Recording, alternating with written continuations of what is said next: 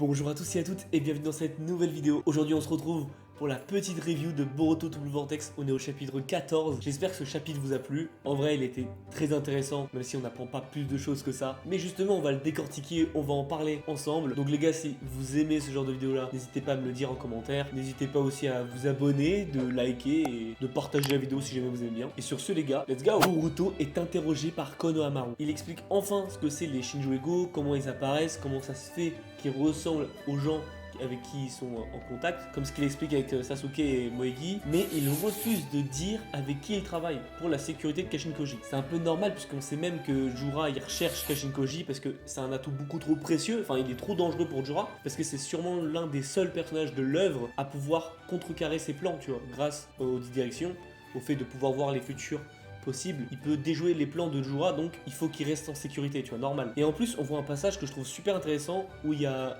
Omura et Koharu qui disent clairement à Boruto: bien évidemment tu fais partie de ses ennemis Boruto, que tu parles ou pas c'est pareil, dis-toi que tu ne sortiras jamais vivant de cette pièce. Et vraiment je trouve ça ultra intéressant parce que maintenant on est sûr, enfin on est quasi sûr que peu importe ce qui se passe, que Boruto il les aide, qu'il sauve le monde, qu'il fasse quoi que ce soit, il le restera à tout jamais le renégat. Parce qu'ils le disent, tu vois, il restera toujours un ennemi de Konoha, même du monde. Et c'est un truc, je trouve justement, qui manquait un peu à Naruto par rapport à Sasuke. Sasuke, comme il a sauvé le monde, tout le monde était ah bah c'est bon t'as sauvé donc tranquille. Là vraiment Boruto il restera à vie un renégat, un ennemi pour Konoha et tout le monde. Et je trouve ça vraiment super, tu vois. Au moins on n'a pas ce truc un peu shonen où il sera heureux ou quoi que ce soit. Enfin, c'est possible que ça devienne toujours, tu vois. Daemon se réjouit de la situation de Kawaki. Il jubile sur le fait que si Boruto révèle la vérité sur Naruto et Hinata, bah qu'est-ce qui se passera pour Kawaki, tu vois. Et Kawaki se bosse, il dit clairement que même s'il leur dit qu'ils sont vivants, dans tous les cas, il peut pas les retrouver parce qu'il est dans le monde de Kawaki, tu vois. Et que dans tous les cas, il faut que Boruto meure pour que Naruto et Hinata reviennent. Mais en attendant, il veut soutirer les informations que Boruto il a par rapport aux Shinjuego, parce que pour Kawaki, les Shinjuego ce sont aussi des menaces pour le 7ème Hokage, enfin donc pour Naruto.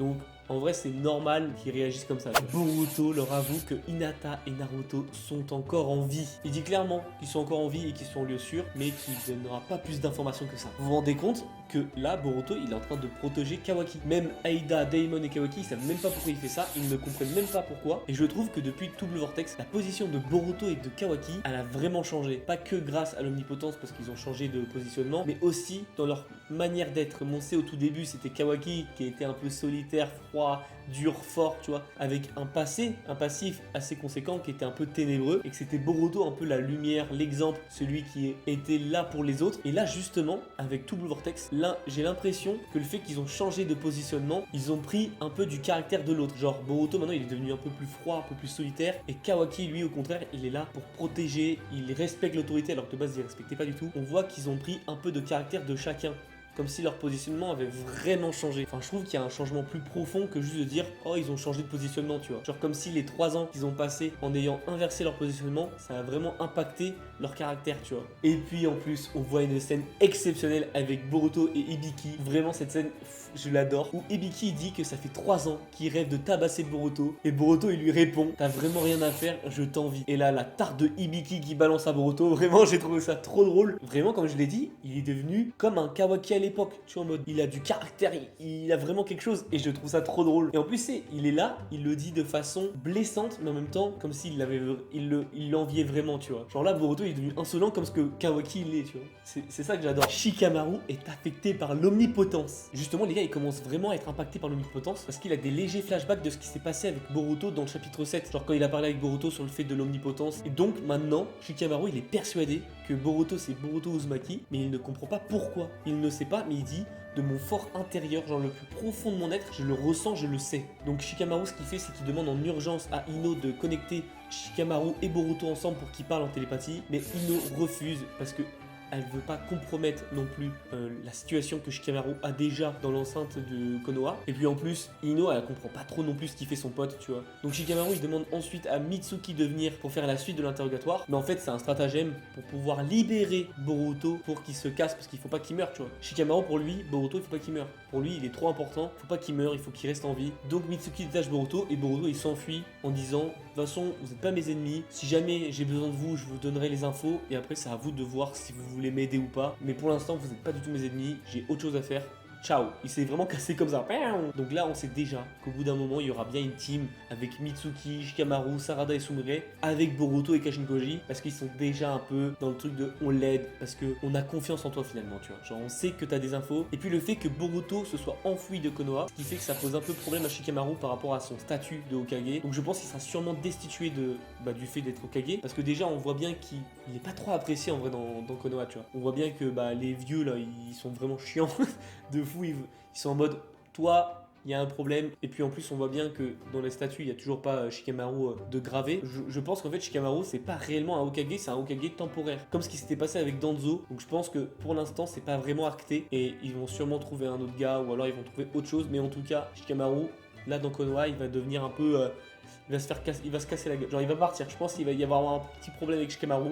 Mais on verra. Le village de Suna est attaqué. Kanguro appelle en urgence Shikamaru pour leur dire que Suna a été attaqué par les Shinjo Ego et que Gaara et Shinki ont été attaqués par eux et que Shinki s'est transformé en arbre et que Gaara a été battu. Je pense que Gaara, il n'a pas été transformé en arbre parce qu'il dit juste qu'il a été battu. Donc je pense qu'il doit être à l'hôpital ou KO, un truc comme ça, tu vois. Mais justement, on retrouve les Shinjo Ego et on voit un nouveau Shinjo Ego apparaître, Ryu, qui est le Shinjo Ego de Shinki. Et ça vraiment, c'est trop bien parce qu'on voit qu'en fait, les Shinjo Ego, c'est pas qu'une menace qu'il y a dans Konoha, c'est une menace qu'il y a dans le monde entier. C'est vraiment une vraie menace, comme pendant la 4e grande guerre ninja, où tous les villages ont été un peu impactés. Là, c'est ce qui se passe un petit peu. Et puis, c'est intéressant aussi de voir que les Shinjo Ego, ils attaquent pas que Konoha, qu'il n'y a pas que Konoha. Et justement, ce serait bien peut-être de voir, peut-être pas dans tous les chapitres, mais voir un peu que, oh non, ce village il a été attaqué, celui-là aussi, ça pourrait être intéressant. Et puis on sait très bien qu'au bout d'un moment, ils vont avoir une armée de plus de 400 Shinjo Ego.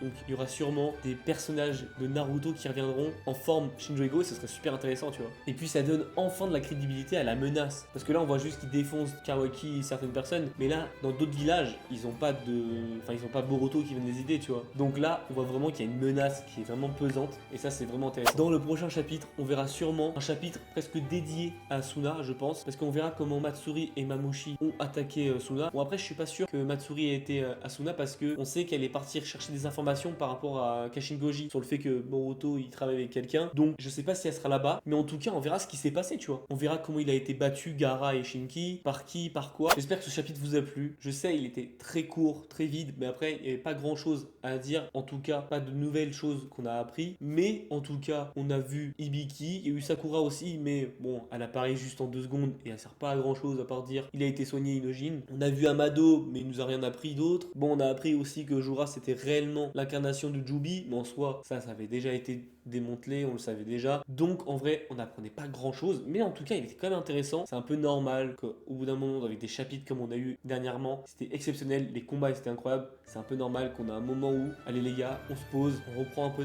le rythme, et ensuite ça va repartir de plus belle. Bref, merci d'avoir regardé cette vidéo, j'espère qu'elle vous a plu. N'hésitez pas à me dire en commentaire, vous, ce que vous avez pensé, et si vous avez des théories. Et puis sur ce les gars, n'oubliez pas de vous abonner, de liker, de partager, de faire ce que vous voulez. Et puis sur ce les gars, bisous. Si jamais t'as aimé la vidéo, tu peux en regarder une autre en cliquant à gauche ou à droite. Voilà. Donc clique. Allez, vas-y, qu'est-ce que t'attends?